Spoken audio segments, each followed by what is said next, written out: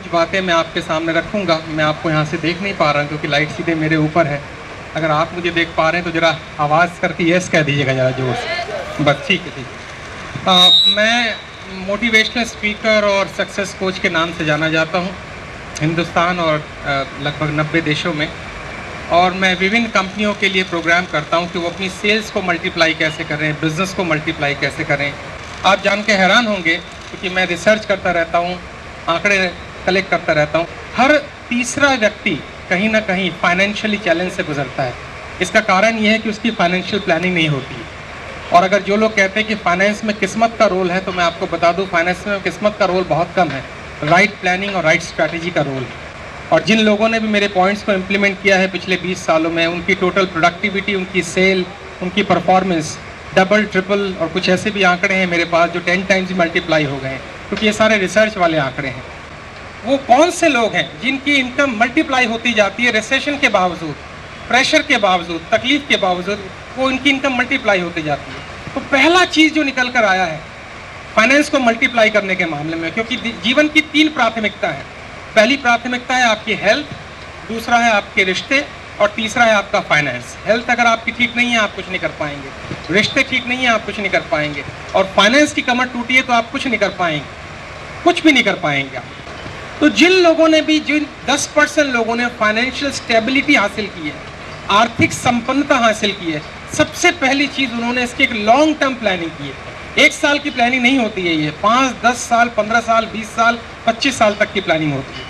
एक आंकड़े ये बताते हैं कि एक आदमी को आर्थिक संपन्नता पाने के लिए 22.5 साल का समय लगता है, अगर वो gradually step by step plan करे। उसमें प्लानिंग के लिए सबसे पहले ज़रूरी है उसके माइंड में 24 घंटे ये पिक्चर चलनी चाहिए कि मुझे फाइनेंशियली कहाँ पहुँचना है। किसी भी गोल को पाने के लिए उसकी पहले पिक्चर माइंड में चलनी बहुत ज़रूरी है। डोनाल्ड ट्रम्प, जरा टाइप कीजिएगा गूगल में तो आपको मिलेगा, वर्ल्ड का सबसे बड़ा रियल स्टेट का जो टाइकून है जिसका नाम है डोनाल्ड ट्रम्प, छोटे से एक इन्वेस्टमेंट से उसने स्टार्ट किया था, आज कहाँ से कहाँ पहुँच गया। इसी तरह डिज्नीलैंड, मिस्टर डिज्नी जिसने डिज्नीलैंड बनाया, आप जान के हैरान हो जाएंगे 7 बार ये आदमी बैंकक्रप्ट हुआ, 1 बार नहीं 7 बार। और जब इससे पूछा गया कि भैया तुम 7 बार बैंकक्रप्ट हुए हो, तो इससे कहा गया मैं आर्थिक रूप से बैंकक्रप्ट हुआ हूँ लेकिन मेरा आत्मविश्वास अभी बैंकक्रप्ट नहीं हुआ है। पहली चीज़ तो आप समझ लीजिए कि अगर आपको अपनी इनकम को मल्टीप्लाई करनी है, फाइनेंशियली सही जगह अपने आप को पाना है, तो आपके माइंड में next 5 years, 10 years, 15 years, 20 years की एक पिक्चर चलनी चाहिए कि आज से 20 साल बाद अगर मैं काम ना करूं तो मेरे पास कितना फंड्स होना चाहिए, ताकि मेरे उस समय के खर्चे को अगर मुझे मेंटेन करना है बिना काम किए तो वो खर्चे मेरे कैसे मेंटेन हो सके।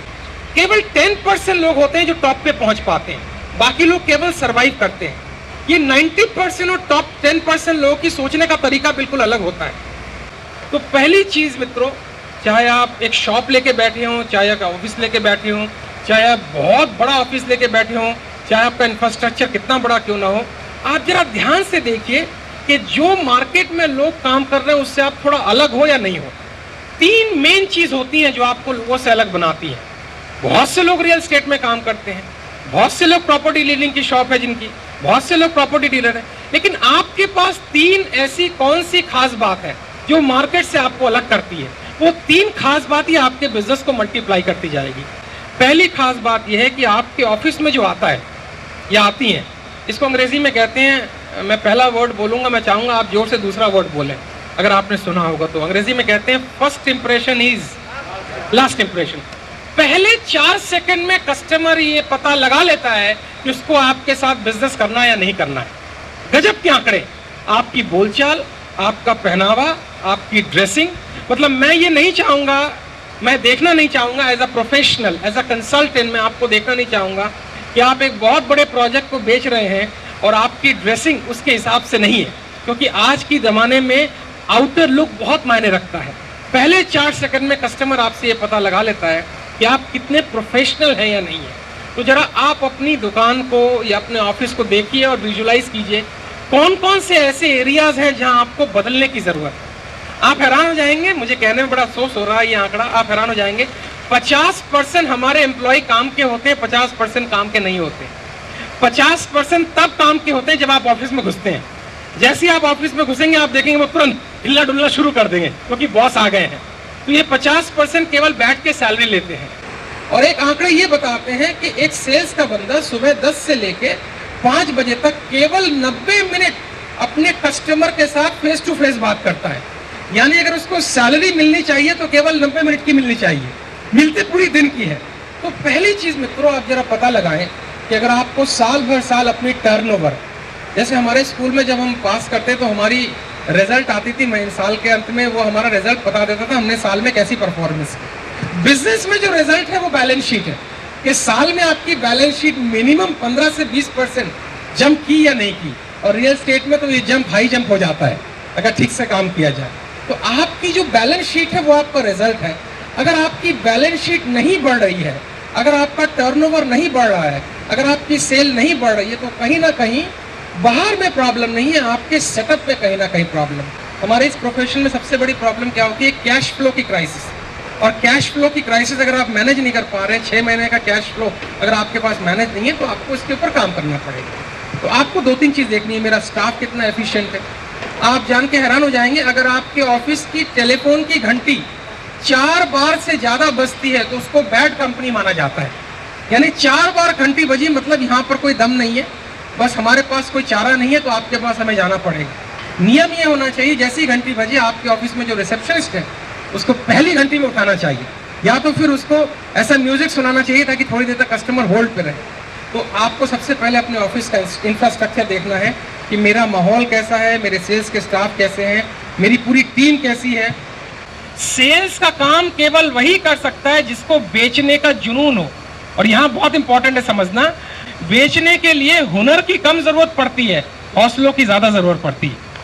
मेरी बात अगर आप तक पहुंच रही है, हुनर की जरूरत नहीं है बेचने के लिए, हुनर तो बाद में आता है, पहले हौसला आता है। पहले आपके मन में ये होना चाहिए कि मेरा टारगेट है कि महीने का या वीक का मुझे इतने फ्लैट्स किसी भी तरह निकालने ही निकालने हैं। और वो टारगेट तब तक नहीं आएगा जब तक आप अपने माइंड में उसको देखना शुरू नहीं करेंगे। मुझे अभी भी याद है वो घटना जो मैं अक्सर कहता रहता हूँ, आपने सुना होगा बाटा शू कंपनी की एक बड़ी पुरानी कहानी है, आप पहनते भी होंगे बाटा शू।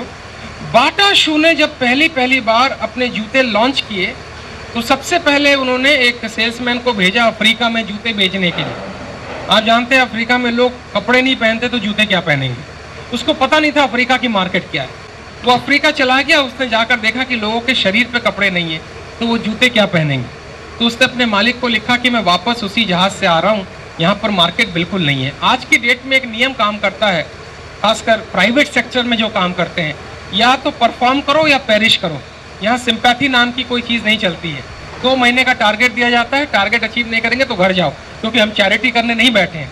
बिजनेस का मतलब है प्रॉफिट, बिजनेस का मतलब है हाई सेल, बिजनेस खराब होने का मतलब है लो सेल, बिजनेस अच्छा होने का मतलब है हाई सेल, बीच में और कुछ नहीं होता है। तो वो वापस आया, उसको सीधा निकाल दिया गया।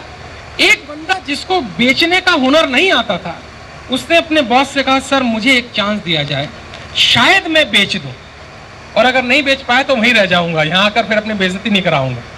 तो वो बंदा गया और उसने क्या किया आप देखिए, जो मैं अक्सर सेल्स की ट्रेनिंग में हमारे सेल्स के एग्जीक्यूटिव को बताता रहता हूँ।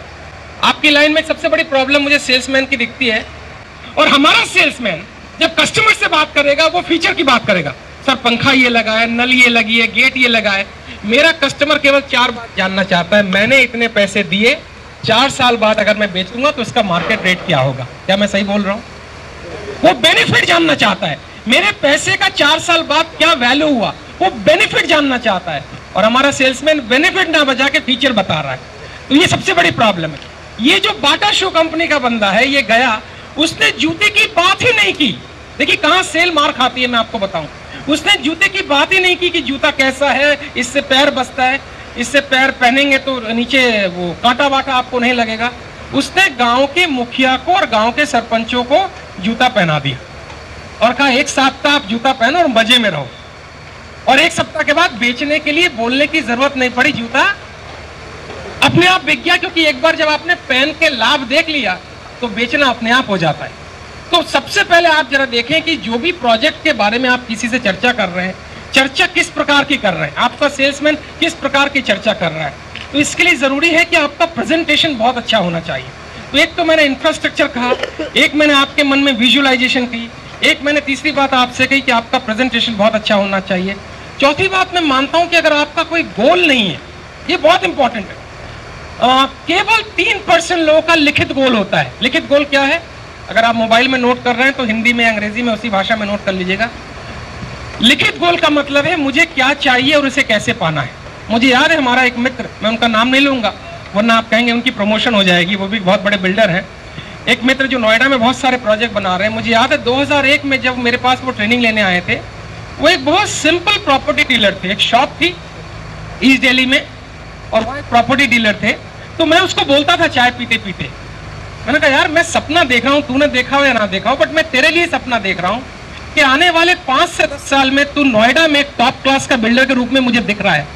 तो मुझसे मजाक मजाक में कहते थे राजेश क्या बात कर रहे हो। मैंने कहा तू मुझे दिख रहा है क्योंकि तेरी चाल ढाल, बातचीत, लोगों से मिलना, उसमें एक स्टाइल है, उसमें एक अलग टच है। तू एक आम प्रॉपर्टी डीलर की तरह नहीं है। और आज जब जाता हूँ उसके ऑफिस बैठता हूँ तो 10 साल पुरानी बातें याद आ जाती हैं। तो आपके जेब में मित्रों एकदम क्लियर ये होना चाहिए कि मुझे क्या चाहिए और उसे कैसे पाना है, और उसके लिए डेली प्लानिंग मुझे क्या करनी है, मेरी डेली रूटीन क्या होनी चाहिए। आप हैरान हो जाएंगे जान के जो मैं आपसे बात अभी बोलने वाला हूं। एक सर्वे ये बताता है कि हमारा 80% टाइम मोबाइल के एप्लीकेशन और फेसबुक पर जाता है। हैरान हो जाएंगे, हर 3 मिनट के बाद आपको कोई मैसेज आ जाएगा, टंग, व्हाट्सएप पे कुछ आ जाएगा, टंग। तो आप अभी मुझे सुन रहे हैं, आपका ध्यान मेरी तरफ है, और हर 11 मिनट के बाद आपका ध्यान टूटता है क्योंकि कोई ना कोई ऐप्स पे मैसेज आ जाएगा। तो पूरे दिन का आंकड़ा ऐसा निकाला गया कि एक बिजनेसमैन सुबह 9 बजे से लेके रात के 8 बजे तक काम करता है, तो 80% एक्टिविटी उसकी उस काम में जाती है जहां से रिजल्ट, थोड़ा जोर से बोलेंगे, 0 है। और 20% में से भी 5% उस काम पे जाते हैं जहां पर कुछ पैसा मिलने वाला है। होना उल्टा चाहिए, होना उल्टा चाहिए। 9 से लेके 5 बजे तक आपका ध्यान केवल उस काम पे हो जहां पर रिजल्ट 100% हो। और आपका रिजल्ट क्या है? 9 से 5 में जितने माल बिकेगा आपको उतना लाभ होने वाला है, जितनी ब्रांडिंग बनेगी उतना लाभ होने वाला है, जितनी क्रेडिबिलिटी बनेगी उतना लाभ होने वाला है। तो कल सुबह थोड़ा सा एक्सरसाइज करें। हो सकता है आपने ऐसा सेमिनार पहले अटेंड ना किया हो, पहले ये काम ना किया हो, लेकिन अब आपके पास चारा नहीं है। चारा मतलब ये कि पूरा वर्ल्ड प्रोफेशनलाइज हो गया है। आपकी एक बेहतरीन वेबसाइट होनी चाहिए, चाहे आपकी शॉप ही क्यों ना हो, लेकिन वेबसाइट बेहतरीन होनी चाहिए। आपका ऑफिस बड़ा बेहतरीन होना चाहिए और आपके पास बिल्कुल क्लियर प्लानिंग होनी चाहिए कि मैं सुबह 9 से लेके 5 बजे तक, चाहे मैंने 10वीं पास की हो, 12वीं पास की हो, पढ़ाई ना की हो, उससे अपने को कोई लेना देना नहीं है, लेकिन सुबह 9 से लेके 5 बजे तक मेरी एकदम क्लियर है कि मैं क्या करने वाला हूँ। हमारे कुछ मित्र जो प्रॉपर्टी डीलिंग के फील्ड में काम करते हैं, मैं उनसे कहता हूँ यार मैं देखता रहता हूँ तुम बैठे रहते हो, तो मैं इससे पूछ रहा था कि तू जो बैठा हुआ है सारे दिन, तेरे पास कितने क्लाइंट्स हैं? तो बोला जितने लोगों को मैंने फ्लैट्स दिलवाए हैं सेल परचेज को मिला के 100 तो होंगे। मैंने कहा इन 100 से कम मिल, इनसे बात कर, मैं गारंटी देता हूं। एक आंकड़ा ये बताता है कि 10 लोगों से आप मिलेंगे तो एक डील पक्की है। मतलब अगर आप कोई हुनर भी ना जानते हो, कोई आप स्किल भी ना जानते हो, केवल 10 लोगों को जाना है और इसके बारे में बताना है, साहब एक प्रोजेक्ट ये लॉन्च हुआ है, ये डिटेल है, ये इसका स्ट्रक्चर है, ये प्राइस है। 10 लोगों से अगर आप मिलेंगे तो एक डील पक्की है। आप में से बहुत से लोग, ईश्वर करे आपके पास गाड़ियां होनी चाहिए और भी हो, लेकिन मैंने बस में बहुत ट्रैवल की जब मेरे पास पैसे नहीं हुआ करते थे। रोडवेज बस में मैंने बड़ी ट्रैवल की। आप में से कितने लोगों ने रोडवेज बस में ट्रैवल की है? जरा हाथ उठाएं। राइट, अगर आपने रोडवेज बस में ट्रैवल की हो तो बेचने की कला पर मैंने उस पर रिसर्च किया। देखिए कितनी बढ़िया बेचने की कला है रोडवेज बस में। मैं आपको दिखाता हूँ और फिर आप बताइएगा आपने देखा है कि नहीं देखा है। वहां रोडवेज बस में एक भिखारी उठता है, उसके हाथ में पर्ची होती है, देखा है, और वो सारे पैसेंजर को पर्ची बांट देगा और बांटने के बाद सामने खड़ा हो जाएगा और वो सारे पैसेंजर की एक्सप्रेशन देखेगा, किसके चेहरे पर उसकी कहानी सुनकर दुख आ रहा है। मतलब वहां भीख पक्की है, वहां माल बिकेगा, वहां पक्की है। और वो ठीक वहां जाके अपनी बॉडी लैंग्वेज के साथ ऐसे खड़ा हो जाएगा। एक तो कहानी में दुख, एक उसके चेहरे पे दुख, तो 5 रुपया पक्का। अब आप देखिए, अगर 90 सीटर बस है और उसका टारगेट होता है कि 90 सीटर बस है, 20% मेरा कन्वर्जन रेट होना चाहिए, 18 5 90, एक बस से 90 रुपए की कमाई है। 10 बस वो कंप्लीट करके 900 रुपए हो गया। वो हमसे ज्यादा अच्छा सेल्समैन है। मेरी बात अगर पहुंच रही हो तो रिस्पॉन्स कीजिए। वो हमसे ज्यादा अच्छा सेल्समैन है, बुरा मत मानिएगा, लेकिन हमारा सेल्समैन, उसको गर्मी लगती है 48 डिग्री में। अगर 47 डिग्री में तुम बाहर नहीं निकल पा रहे हो तो जिंदगी में सेल्समैन नहीं बन सकते, क्योंकि सेल्स का काम है बाहर निकल। तो आपको 3-4 चीजों पे ध्यान देनी है। एक तो मैं चाहता हूं, मेरी ये तमन्ना है कि रियल एस्टेट का फील्ड और भी ऑर्गेनाइज्ड हो और भी स्ट्रक्चर्ड हो। मतलब मैं कुछ इस तरीके से आपको कहना चाहूंगा कि अगर कोई आपकी बात करे तो आप ये कहें आपके बारे में, आपकी कंपनी के बारे में, आपकी शॉप के बारे में, चाहे आपकी किसी कोने में छोटी सी दुकान ही क्यों ना, उससे मुझे कोई लेना देना नहीं है। आपकी दुकान के बारे में लोग ये बात करें कि भाई अगर प्रॉपर्टी का कोई काम करना है तो आंख मीच के इनके पास चले जाओ। वो चीज अचीव करने के लिए आपको क्या करना पड़ेगा, उसके लिए कल सुबह से आपको प्लानिंग करनी पड़ेगी। कल सुबह से केवल 9 से 5 के बीच उन्हीं चीजों पर काम करना है जहां से आपको रिजल्ट मिलते हैं। जिन चीजों से रिजल्ट नहीं मिलते वो काम डेलीगेट कर दीजिए, भाई ये काम तू कर, क्योंकि मेरे को 9 से 5 के बीच उसी चीज पे काम करनी है। बिजनेस मतलब हाई सेल, बिजनेस मतलब प्रॉफिट, बिजनेस मतलब गुडविल, बिजनेस मतलब क्रेडिबिलिटी। ये 4 चीजों को आप ध्यान रखेंगे तो आप देखेंगे 90% लोग जो रिसेशन चिल्लाएंगे वो आप नहीं चिल्लाएंगे, क्योंकि आप रिसेशन के पहले अपनी तैयारी कर चुके होंगे। और अंतिम 2-3 बात अगर मैं आपसे कहूं थोड़ा बिजनेस के एंडिंग के बारे में, तो मैं कहना चाहूंगा क्योंकि बहुत इंपॉर्टेंट है। ये जरूरी है कि आप अपने बिजनेस को हर साल नए लेवल पे जाएं, हर साल इसमें कुछ नया इजाफा करें, हर साल नया थोड़ा एक्सटेंशन करें। अगर आप सोचेंगे बस इससे ज्यादा मुझे बिजनेस नहीं करना है तो आप रुक जाएंगे। जब आप किसी कस्टमर से डील करें तो कैसे पता लगे कि कस्टमर खरीदने के मूड में है या नहीं है। और कस्टमर ऐसे सोच रहा है, अपनी यहाँ चिन पे हाथ रख के ऐसे सोच रहा है, इसका मतलब वो गंभीर मुद्रा में है। वहां ज्यादा छेड़छाड़ मत कीजिएगा वरना ना हो सकती है, उसको सोचने दीजिए। थोड़ी देर में वो ठीक आपके पास प्रश्न पूछेगा, नहीं यार कुछ ठीक ठाक जरा रेट लगाओ, मतलब सोच रहा है। ये जो बॉडी लैंग्वेज है इसका मतलब है कि वो आपसे खरीदने के मूड में आ चुका है। एक तो तरीका ये है पता लगाने का। दूसरा, कस्टमर खरीदने के मूड में कैसे पता लगाएं, वो आपसे अगर बहुत फ्रेंडली हो रहा है, आपके बारे में जानना चाह रहा है, भाई साहब कितने साल से काम करते हो, कौन कौन आपके क्लाइंट है, मतलब वो आपसे फ्रेंडली हो चुका है और वो आपके साथ खरीदेगा जरूर।